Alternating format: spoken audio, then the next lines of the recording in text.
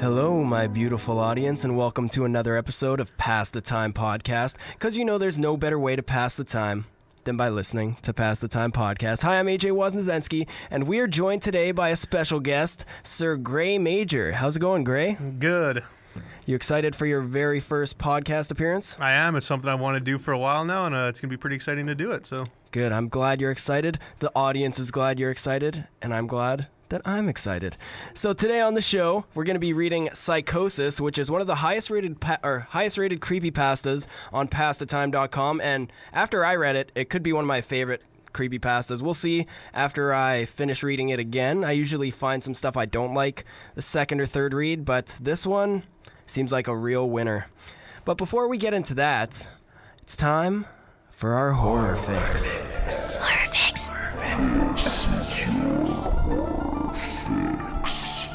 So first off on the horror fix, a couple podcasts ago, me and Dan actually talked about American Horror Story in the finale, but now there's some new news on the new season of American Horror Story. It's actually going to be at a hotel themed, very creepy, and one of the creepiest singers out there has signed on. And her name is Lady Gaga. Now, how do you feel about this, Gray? I know you haven't seen any of the American Horror Story show, but does this excite you enough to maybe start watching? No, not really, because I'm not a fan of hers as a singer. But from what people have told me about the show, is it's creepy and really good. So that alone is enough for me to want to start watching. You don't love Lady Gaga? Don't you just love her poker face and her crazy costumes? No, that's probably what I dislike the most, or that's what I don't like. That's what you don't like about it?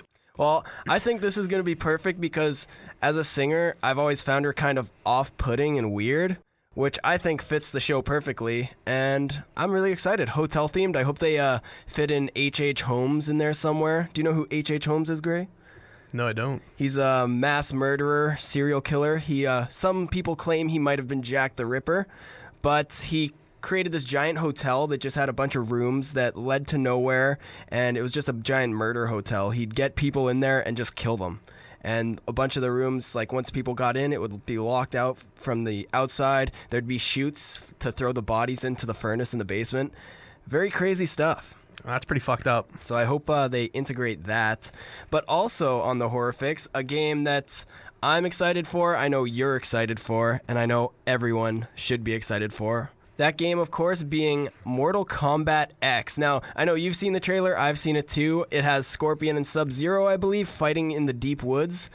They're at least they're not camping out there like some people do in the woods. Little hashtag Brokeback Mountain. But it looked so real, and the graphics looked amazing. So I'm extremely excited for this. How about you, Gray? I know you love your Mortal Kombat. Yeah, I found a little bit of gameplay footage stuff, and it looked pretty badass, so being a fan of like the ones for like Super Nintendo and all that. Who's your favorite character in the game? You gotta go Scorpion. Scorpion? I'm a Sub-Zero guy. I like the whole freeze. Well, we're going to battle her out then. You're gonna do the old Get over here. Classic move. classic move. I'm just gonna uppercut your soul into the next level. Just jump through. Fatalities for days. Yeah, I'm never good at the fatalities. I can never fucking. You panic under the I can't hit pressure. the buttons in time. I sit there trying to hit the fatality buttons, and then you just fall to the ground before I could rip out your spine or whatever.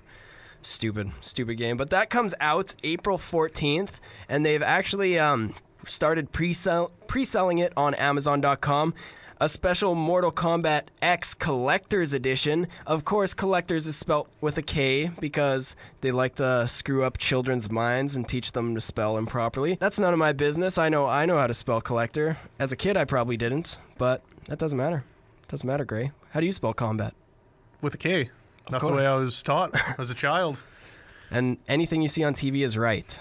So, I guess we have to just give in. Start spelling it with a K. They can't lie on TV. That's a fact. That's fact.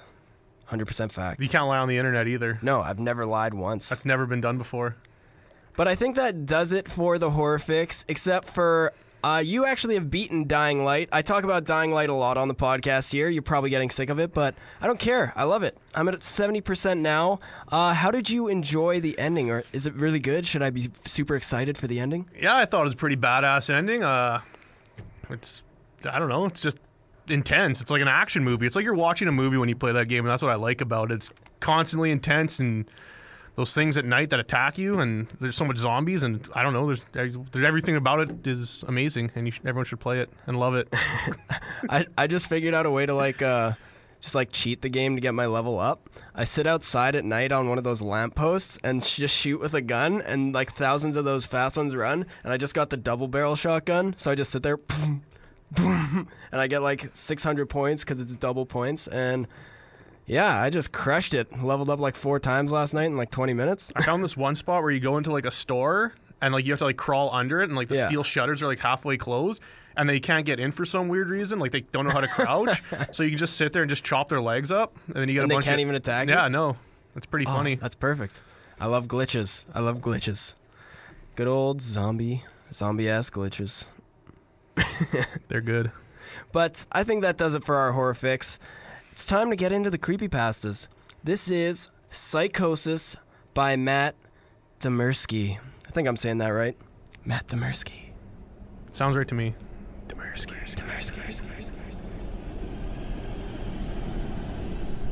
Sunday.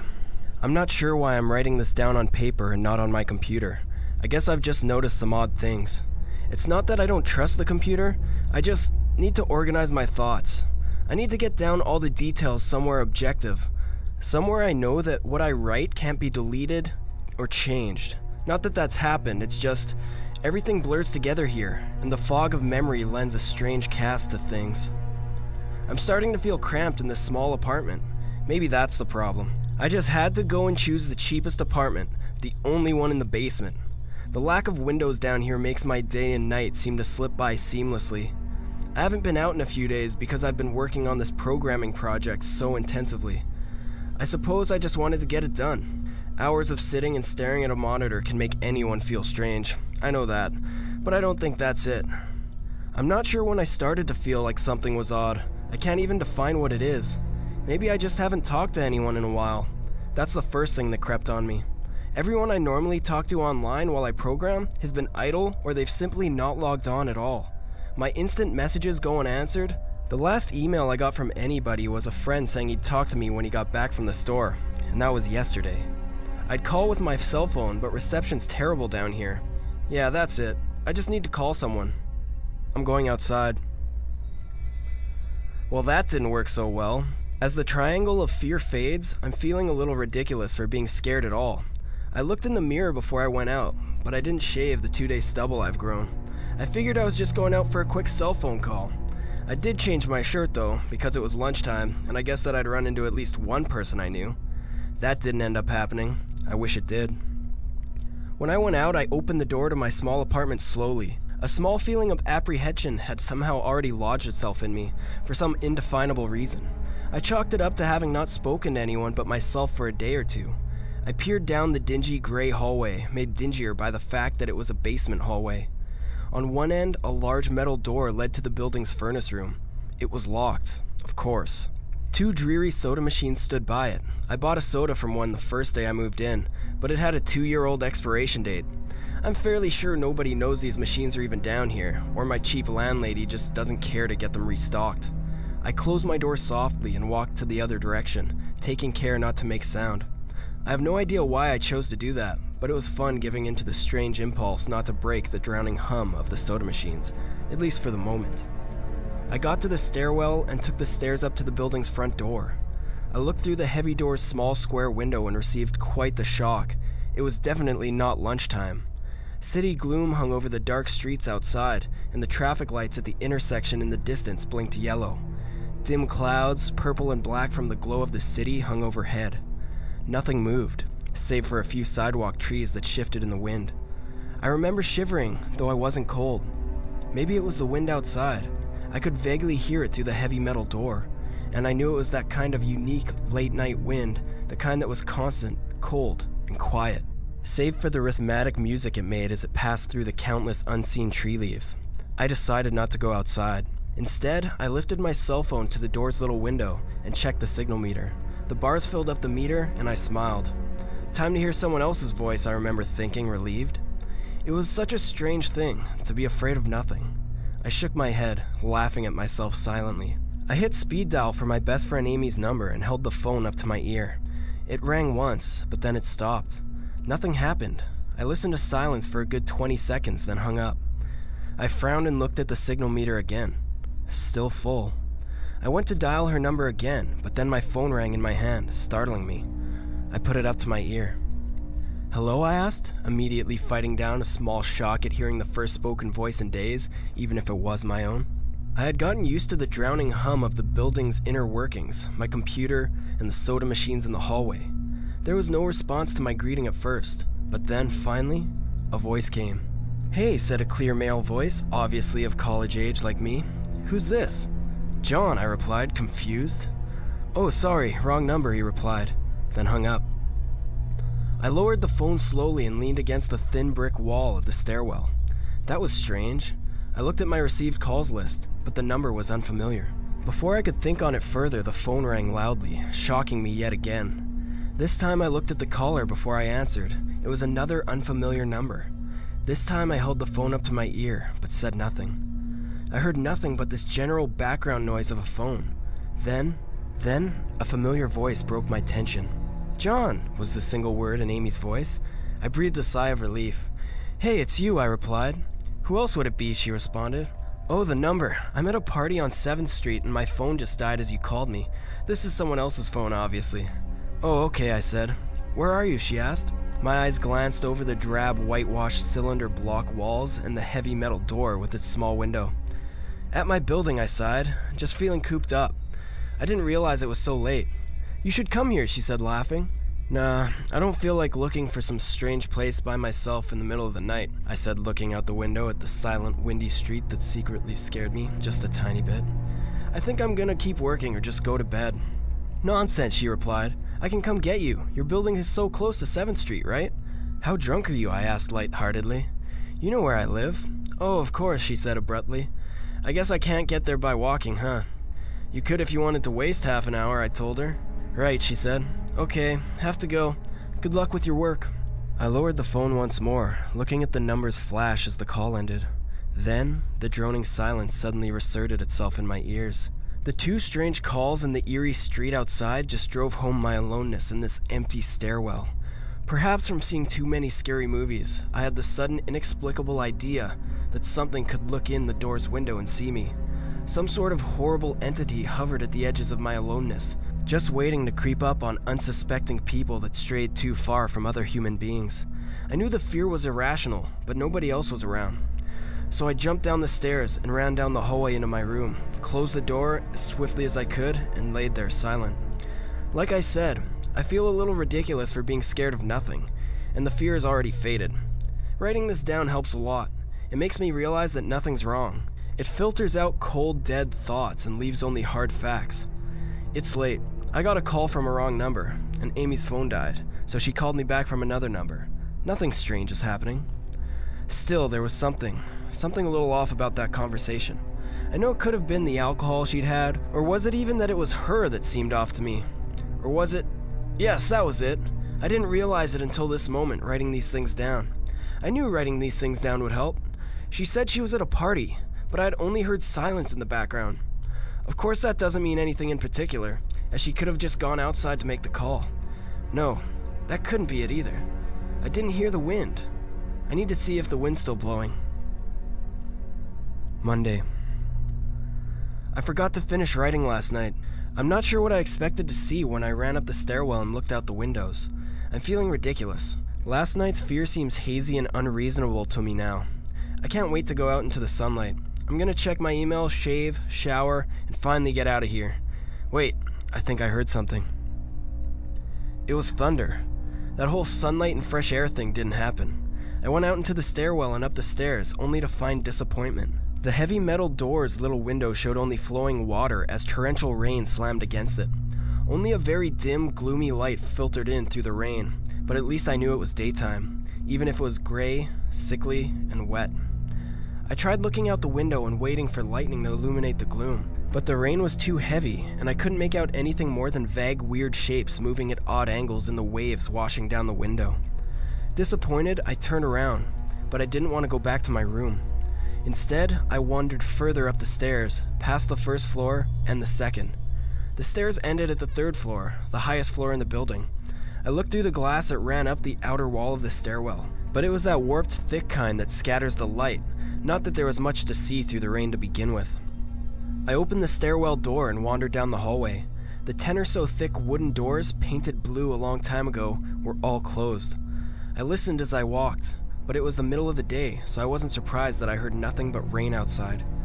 As I stood there in the dim hallway listening to the rain, I had the strange fleeting impression that the doors were standing like silent granite monoliths, erected by some ancient, forgotten civilization for some unfathomable guardian purpose. Lightning flashed, and I could have sworn that for just a moment, the old grainy wood blue doors looked like some rough stone. I laughed at myself for letting my imagination get the best of me, but then it occurred to me that the dim gloom and the lighting must mean there's a window somewhere in the hallway. A vague memory surfaced, and I suddenly recalled that the 3rd floor had an alcove and an inset window halfway down the floor's hallway. Excited to look out onto the rain and possibly see another human being, I quickly walked over to the alcove, finding the large, thin glass window. Rain washed down it, as with the front door's window, but I could open this one. I reached a hand out to slide it open, but hesitated. I had the strangest feeling that if I opened the window, I would see something absolutely horrifying on the other side. Everything's been so odd lately, so I came up with a plan, and I came back here and got what I needed. I don't seriously think anything will come of it, but I'm bored, it's raining, and I'm going stir crazy. I came back to get my webcam. The cord isn't long enough to reach the 3rd floor by any means, so instead I'm gonna hide it between the 2 soda machines in the dark end of my basement hallway, then run the wire along the wall under my door, and put black duct tape over the wire to blend it in with the black plastic strip that runs along the base of my hallway's walls. I know this is silly, but I don't have anything better to do. Well, nothing happened. I propped open the hallway to stairwell door, steeled myself, then flung the heavy front door wide open and ran like hell down the stairs of my room and slammed the door. I watched the webcam on my computer intently, seeing the hallway outside my door and most of the stairwell. I'm watching it right now, and I don't see anything interesting. I just wish the camera's position was different, so that I could see out the front door. Hey, somebody's online. I got an older, less functional webcam that I had in my closet to video chat with my friend online. I couldn't really explain to him why I wanted to video chat, but it felt good to see another person's face. He couldn't talk very long, and we didn't talk about anything meaningful, but I feel much better. My strange fear is almost past. I would feel completely better, but there was something odd about our conversation. I know that I've said everything has seemed odd, but still, he was very vague in his responses.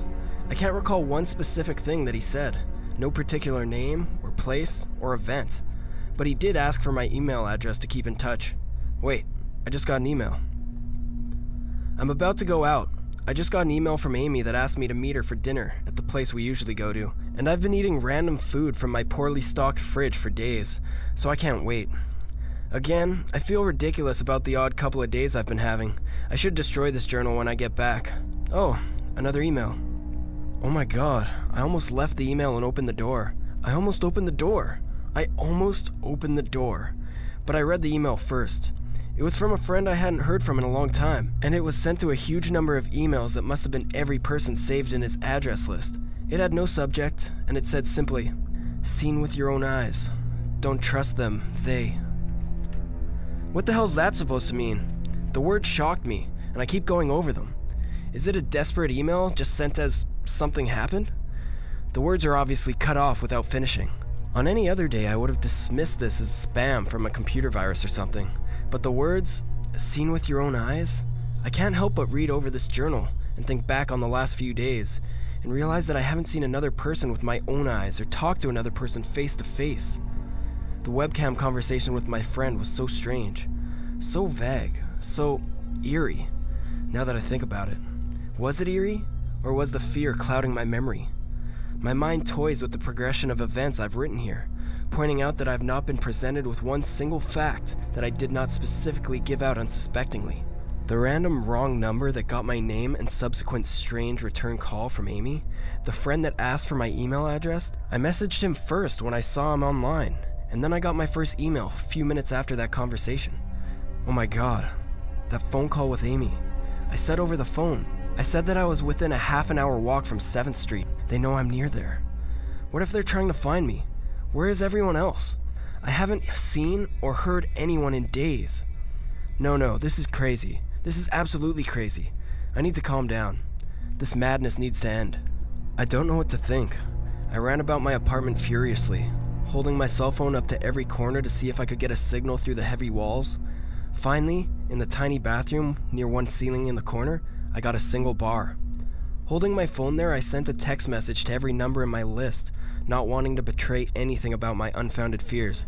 I simply sent, "You seen anyone face to face lately?" At that point, I just wanted any reply back. I didn't care what the reply was or if I embarrassed myself. I tried to call someone a few times, but I couldn't get my head up high enough, and if I brought my cell phone down even an inch, I lost signal. Then I remembered the computer and rushed over to it, instant messaging everyone online. Most were idle or away from their computer. Nobody responded. My messages grew more frantic, and I started telling people where I was and to stop by in person for a host of barely passable reasons. I didn't care about anything by that point. I just needed to see another person. I also tore apart my apartment looking for something that I might have missed, some way to contact another human being without opening the door. I know it's crazy. I know it's unfounded. But what if? What if? I just need to be sure. I taped the phone to the ceiling just in case. Tuesday. The phone rang. Exhausted from last night's rampage, I must have fallen asleep. I woke up to the phone ringing and ran into the bathroom, stood on the toilet, and flipped open the phone taped to the ceiling. It was Amy, and I feel so much better. She was really worried about me, and apparently had been trying to contact me since the last time I talked to her. She's coming over now, and yes, she knows where I am without me telling her. I feel so embarrassed. I'm definitely throwing out this journal right away, before anyone sees it. I don't even know why I'm writing in it now. Maybe it's just because it's the only communication I've had at all since God knows when. I look like hell too. I looked in the mirror before I came back in here. My eyes are sunken, my stubble is thicker, and I just look generally unhealthy. My apartment is trashed, but I'm not going to clean it up. I think I need someone else to see what I've been through. These past few days have not been normal. I am not one to imagine things. I know I've been the victim of extreme probability. I probably missed seeing another person a dozen times. I just happened to go out when it was late at night or in the middle of the day when everyone was gone. Everything's perfectly fine now. I know this. Plus, I found something in the closet last night that's helped me tremendously. A television. I set it up before I wrote this, and it's on in the background. Television has always been an escape for me, and it reminds me that there's a world beyond these dingy brick walls. I'm glad Amy's the only one that responded to me after last night's frantic pestering of everyone I could contact. She's been my best friend for years. She doesn't know it, but I count the day that I met her along one of the few moments in my life where I was truly happy. I remember that warm summer day fondly. It seems a different reality from this dark, rainy, lonely place.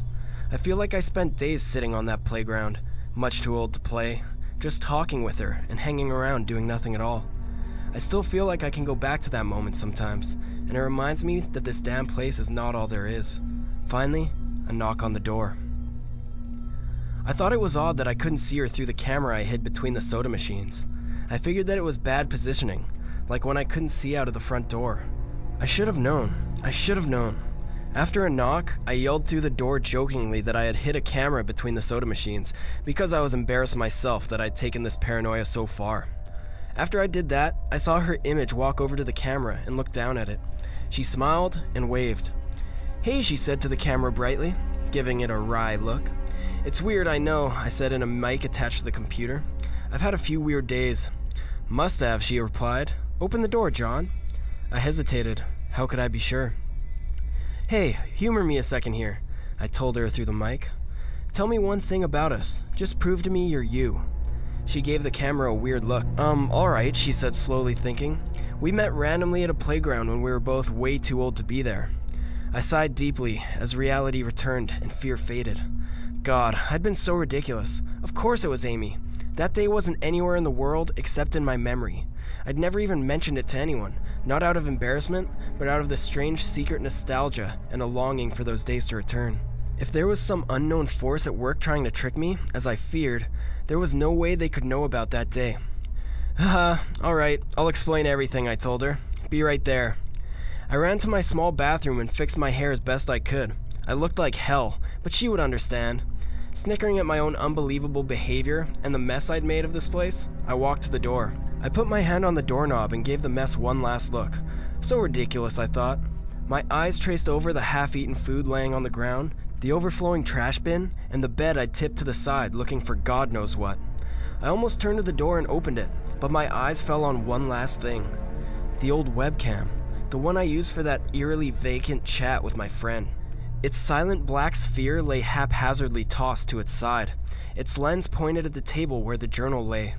An overwhelming terror took me as I realized if something could see through that camera, it would have seen what I just wrote about that day.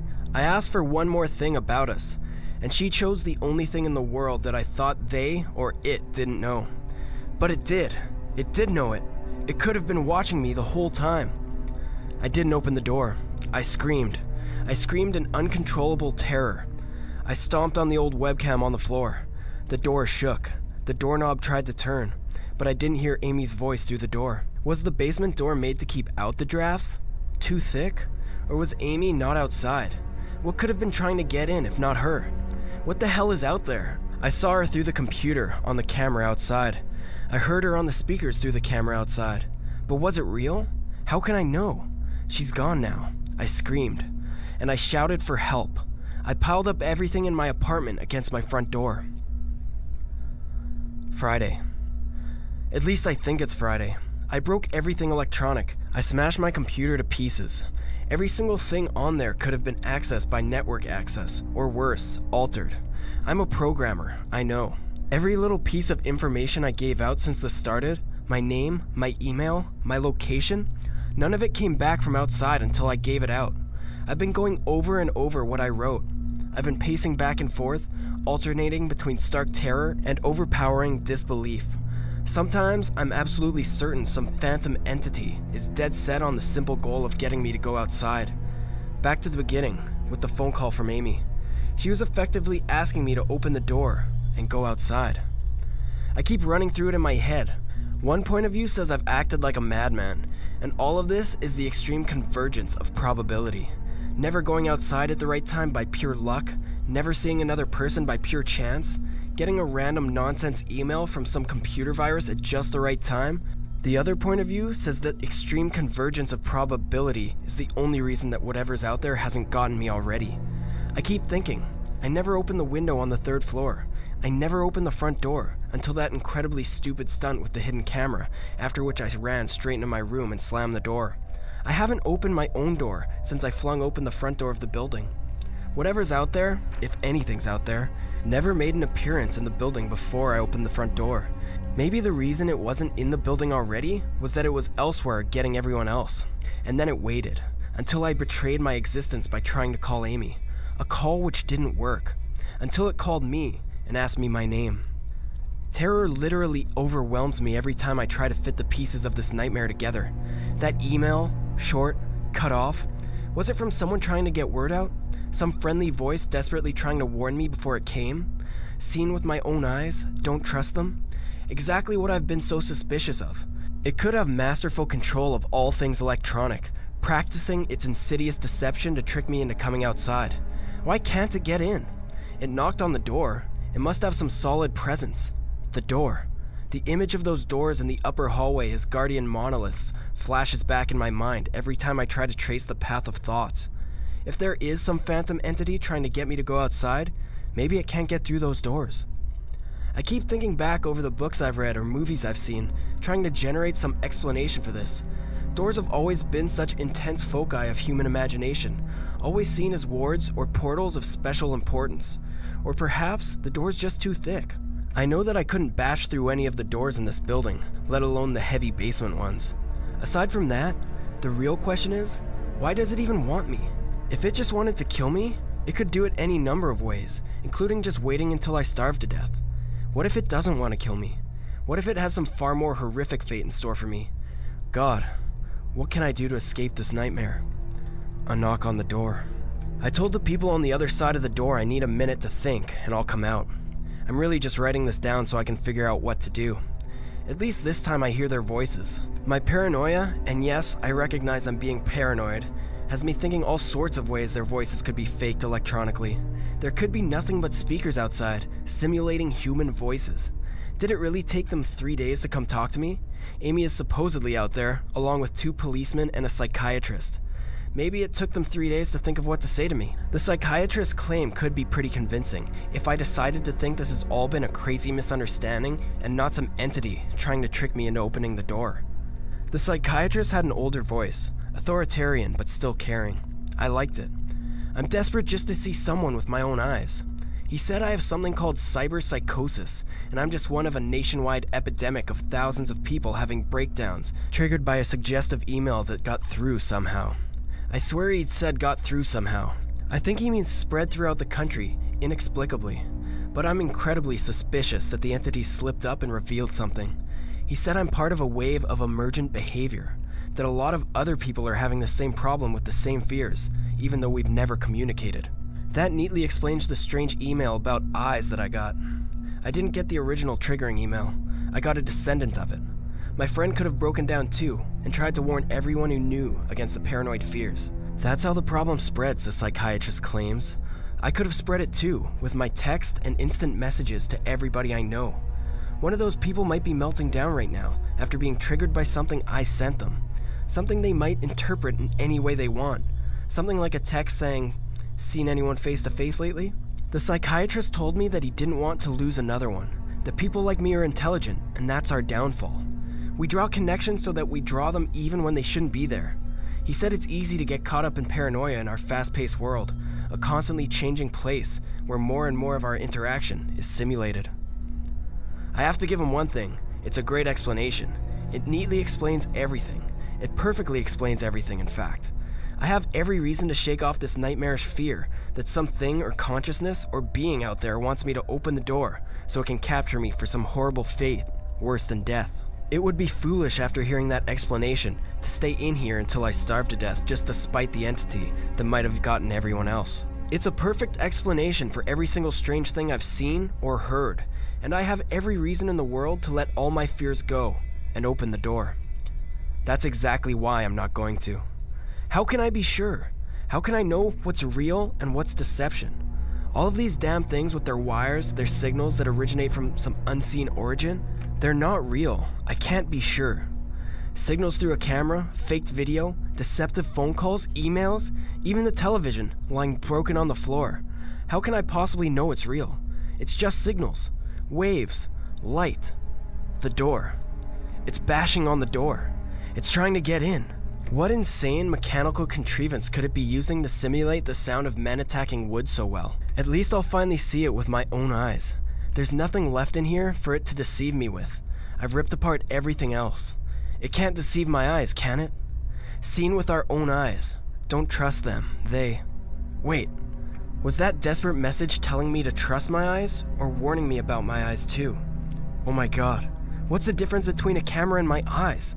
They both turn light into electrical signals. They're both the same. I can't be deceived. I have to be sure. I have to be sure. Date unknown. I calmly asked for paper and pen day in and day out until it finally gave them to me. Not that it matters. What am I gonna do? Poke my eyes out? The bandages feel like a part of me now. The pain is gone. I figure this will be one of my last chances to write legibly, as without my sight to correct mistakes, my hands will slowly forget the motions involved. This is a sort of self-indulgence, this writing. It's a relic of another time, because I'm certain everyone left in this world is dead, or something far worse. I sit against the padded wall, day in and day out. The entity brings me food and water. It masks itself as a kind nurse, as an unsympathetic doctor. I think it knows that my hearing is sharpened considerably now that I live in darkness. It fakes conversations in the hallways on the off chance that I might overhear. One of the nurses talks about having a baby soon. One of the doctors lost his wife in a car accident. None of it matters. None of it is real. None of it gets to me. Not like she does. That's the worst part. The part I almost can't handle. The thing comes to me masquerading as Amy. Its reaction is perfect. It sounds exactly like Amy. Feels exactly like her. It even produces a reasonable facsimile of tears that it makes me feel on its lifelike cheeks. When it first dragged me here, it told me all the things I wanted to hear. It told me that she loved me, that she had always loved me, that it didn't understand why I did this, that we could still have a life together if I only would stop insisting that I was being deceived. It wanted me to believe. No, it needed me to believe that she was real. I almost fell for it. I really did. I doubted myself for the longest time. In the end, though, it was all too perfect, too flawless, and too real. The false Amy used to come every day, and then every week, and finally stopped coming altogether. But I don't think the entity will give up. I think the waiting game is just another one of its gambits. I will resist it for the rest of my life, if I have to. I don't know what happened to the rest of the world, but I do know that this thing needs me to fall for its deceptions. If it needs that, then maybe, just maybe, I am a thorn in its agenda. Maybe Amy is still alive out there somewhere, kept alive only by my will to resist the deceiver. I hold on to that hope, rocking back and forth in my cell to pass the time. I will never give in. I will never break. I am a hero. The doctor read the paper the patient had scribbled on. It was barely readable, written in the shaky script of one who could no longer see. He wanted to smile at the man's steadfast resolve, a reminder of the human will to survive, but he knew that the patient was completely delusional. After all, a sane man would have fallen for the deception long ago. The doctor wanted to smile. He wanted to whisper words of encouragement to the delusional man.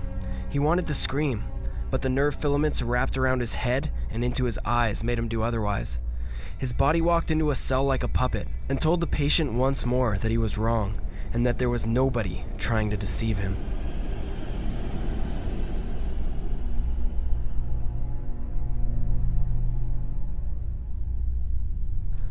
So that was Psychosis by, Matt Demersky? Matt Demersky, hope I'm saying that right. I think I am.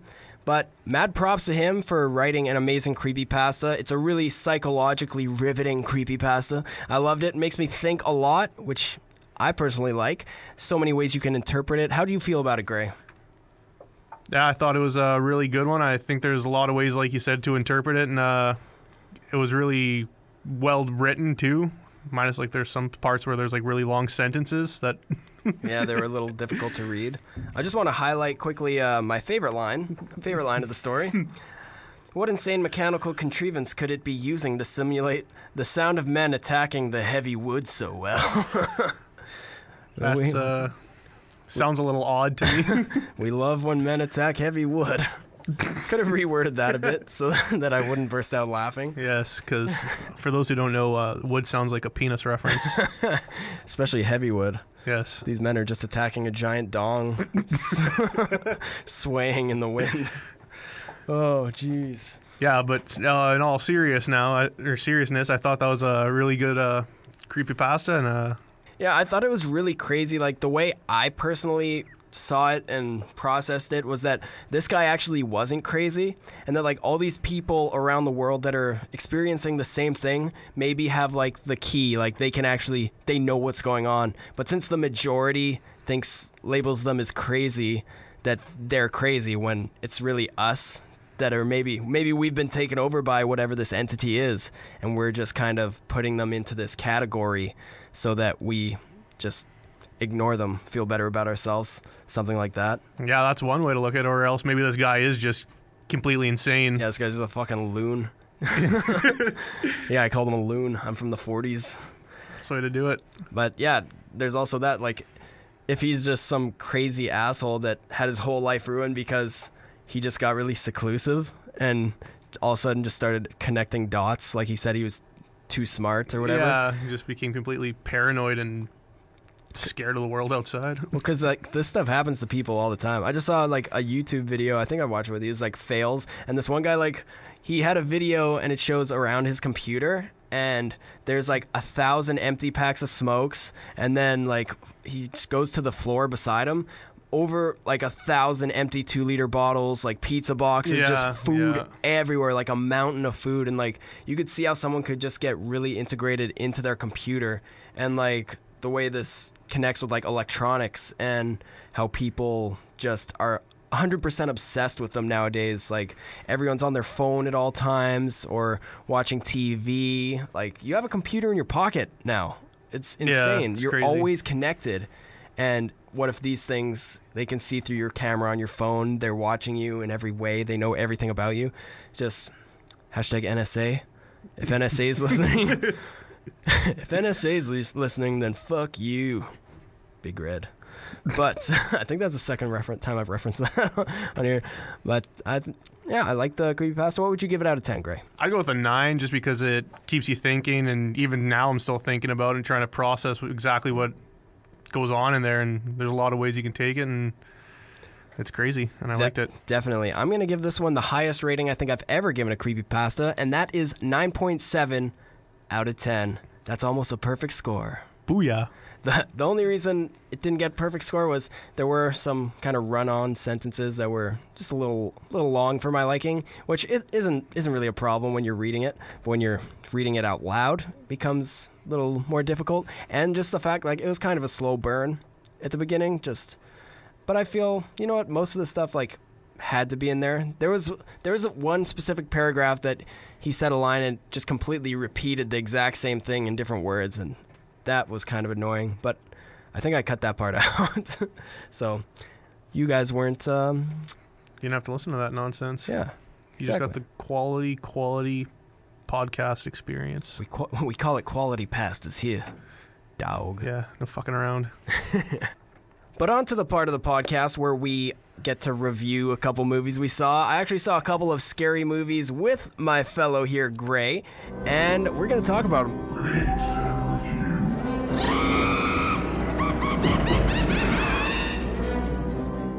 The first was the Lazarus Effect, some words I have trouble saying, and not very good. No, it was pretty bad. Of course, it starred Mark Duplass, Olivia Wilde, Evan Peters, and who's that guy you hate? Oh, Donald Glover. Yeah, that guy. I think. And there's a dog in it. He's pretty cool. Yeah. But the movie had some really dumb scenes I'm just thinking of now. Like, there's a scene where a dog just watches Olivia Wilde sleep, and it has absolutely nothing to do with the movie at any time. Yeah, it just, like, climbs over top of her and just watches her for, like, I don't know. It was just made no sense. Well, it kind of made, I don't know. It was dumb. It was dumb. Just bad. But the part I found was Mark Duplass, this comedic actor, not a very good actor in other stuff I've seen with him, but he's great in the League. Fucking tall guy. Yeah, he is amazing in the League. But he actually did a pretty good job. I found he did a really good job with what he did. And spoiler alert, there's one bad scene where he was crying because Olivia Wilde was supposedly dead. And, well, I guess she was dead at the time before they bring her back. And it looks like somebody shot him in the eyes at close range with a super soaker. Like, his eyes are, like, so red just in one spot, like the circular spots. And it just didn't look like he'd been crying. It looked like someone was just pissing on his face. Yeah, it looked pretty dumb. But other than that, I think he did actually pretty good in there, considering the only the League he's the best in. Yeah, he's just funny. Yeah, and I didn't think he'd be able to kind of do a more serious role that well, but I was impressed with that. Other than that, I wasn't impressed with anything about that movie. The only thing that, like, they could have, like, avoided this whole problem if Pete just wasn't on the fucking computer the whole time checking his lineup. Yeah. Like, he's just, like, on there checking his lineup, and then Olivia Wilde's like, hey, can you grab my necklace off so I don't electrocute myself? And he's like trying to decide who to put in at the flex. Yeah, he's like, oh, do I start Bobby Rainey or Vincent Jackson? You probably start neither of those. Just cut them and hope you can pick up anyone. Yeah. Pick up Kenny Britt. I don't think people want to hear about football here. No, I don't think that's what you came here for, but... Yes, but what are you going to give that out of 10, Gray? Maybe a 2. Like, it's just, like, the storyline of it all is kind of neat. Yeah. Like trying to bring people back from the dead, almost like a second chance at life. Yeah. But I know it was supposed to be scary, but I feel it's poorly executed. Oh, I feel like it was very poorly written, and it was your exact cookie cutter horror movie.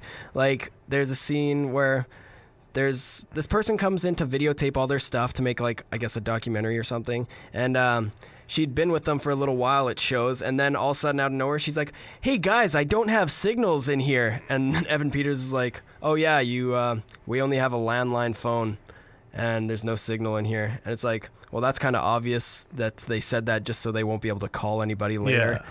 And stuff like that. Just, just obvious stuff happening the whole movie. Yeah, just set up for like classic horror movie events. There was so many jump scares where like nothing would even happen, but they'd make like a loud noise and have a scream.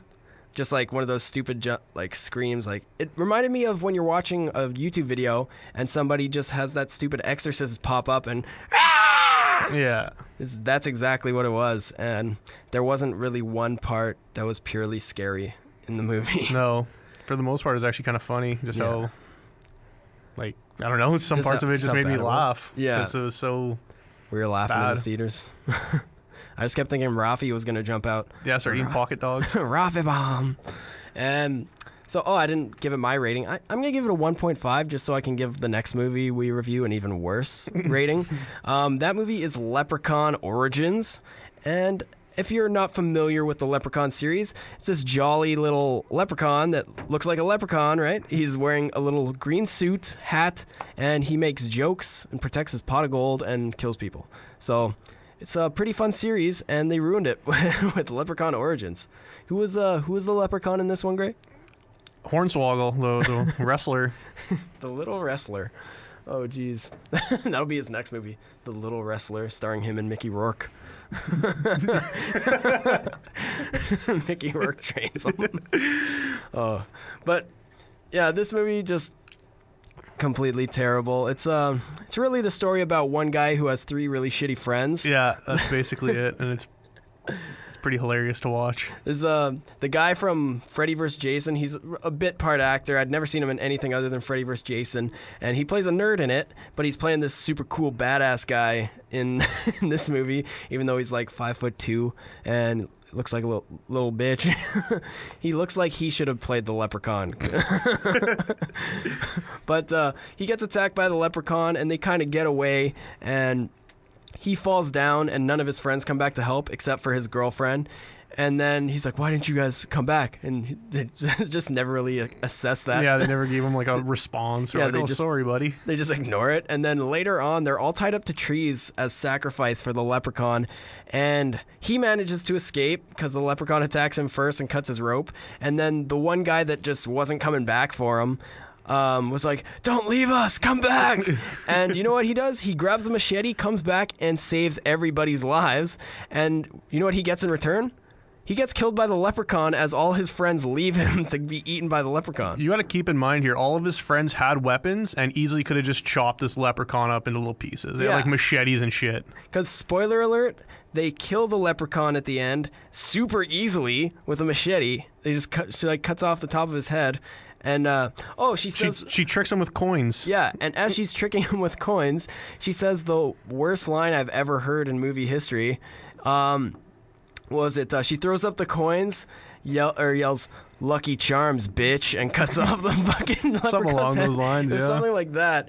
And, just a terrible movie.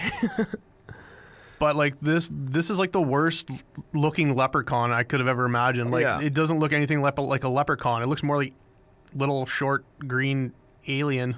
Yeah, it looked more like the movie Creature. If you've seen the movie Creature, it looks more like Creature. Which is also terrible. Actually, that movie is one of the best movies I've ever seen. Oh. In a bad movie sense? Yes. Oh, fuck, that movie's so good.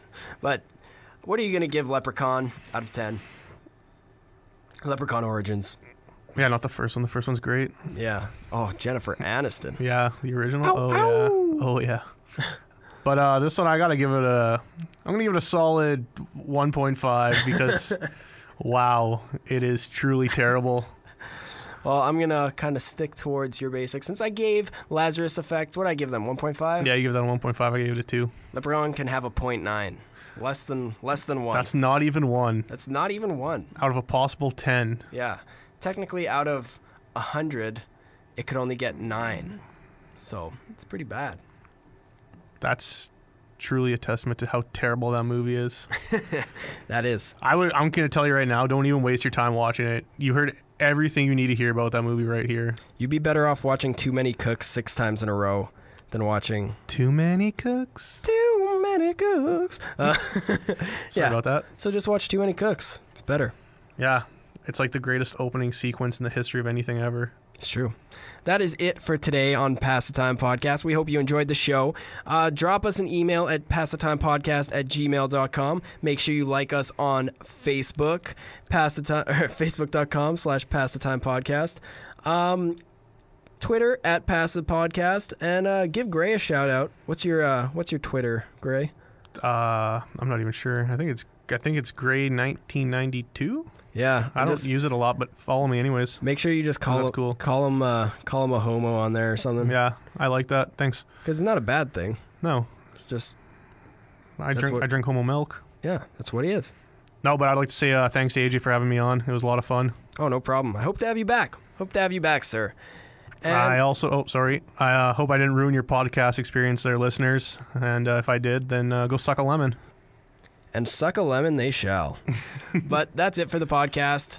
Like us on Facebook. Subscribe on iTunes. Give us a 5-star rating because I know you love us. Oh, and lastly, I'd like to give out a shout out to Peter B. Helland, the composer of the music for this that I use here for the Pass the Time Podcast. Check out his channel on YouTube. It's Peter B. Helland, spelt with a D, not a T. Peder. And yeah, his stuff is great. All his music's great. Check that out. But that's it for the show today. So, try not to have too many nightmares, my friends.